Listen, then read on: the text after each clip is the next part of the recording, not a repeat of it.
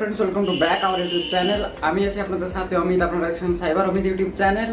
তো এই ভিডিওতে তোমাদেরকে বলবো যে গুগল প্লে স্টোর অর্থাৎ গুগল থেকে আমরা কিছু নতুন আপডেট বা ফিচার্স পেয়েছি।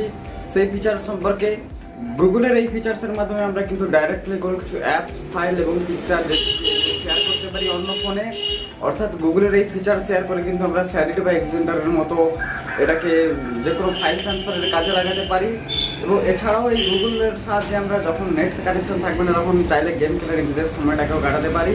তো চলুন সরাসরি দেখে নিই গুগলের যে লেটেস্ট আপডেট, এই আপডেট সম্পর্কে বা এই আপডেটটি কীভাবে আমরা ইউজ করতে পারি। তো চলুন, আমি আছি আপনাদের সাথে অমিত, আপনারা দেখছেন সাইবার অমিত ইউটিউব চ্যানেল। যদি চ্যানেল নতুন হয়ে থাকেন তাহলে চ্যানেলকে সাবস্ক্রাইব করে পাশে থাকা বেল আইকনটি বাজিয়ে দেবেন। তো সরাসরি মোবাইল ফোনে চলে যান।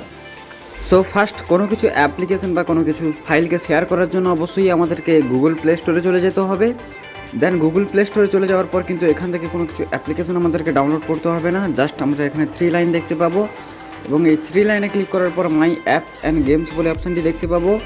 মাই অ্যাপস অ্যান্ড গেমসে ক্লিক করার পর এখানে একটা নতুন অপশান আপনারা দেখতে পাবেন যে শেয়ার বলে অপশান।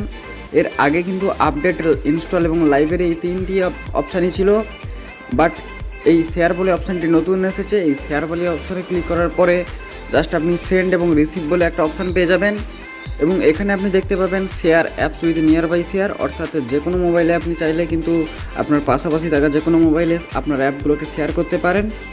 দেন এখানে কিন্তু কোনো কিছু নেটওয়ার্ক কানেকশন লাগবে না, উইথ নেটওয়ার্কে কিন্তু আপনি করতে পারবেন।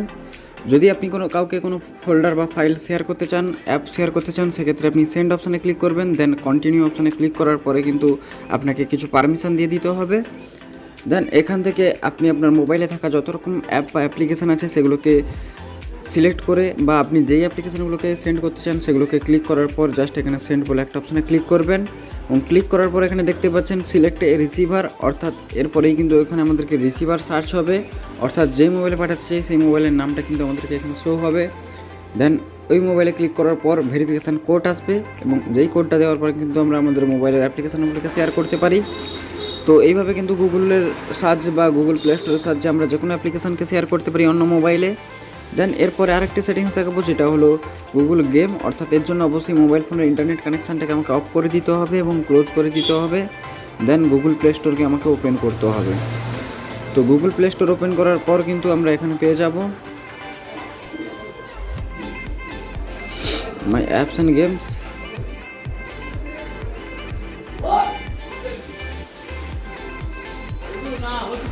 সো যে কোনো কিছু সার্চ করার পর কিন্তু এখানে দেখাবে you are offline, play while you wait, অর্থাৎ আমরা এই গেমটা খেলে কিন্তু ওয়েট করতে পারি, যার জন্য জাস্ট প্লে অপশানে ক্লিক করব এবং দেখতে পাচ্ছ স্টার্ট বলে একটা অপশান এবং স্টার্ট বলে অপশানে ক্লিক করার পর কিন্তু আমরা আমাদের হাতের সাহায্যে এই গেমটাকে খেলতে পারবো।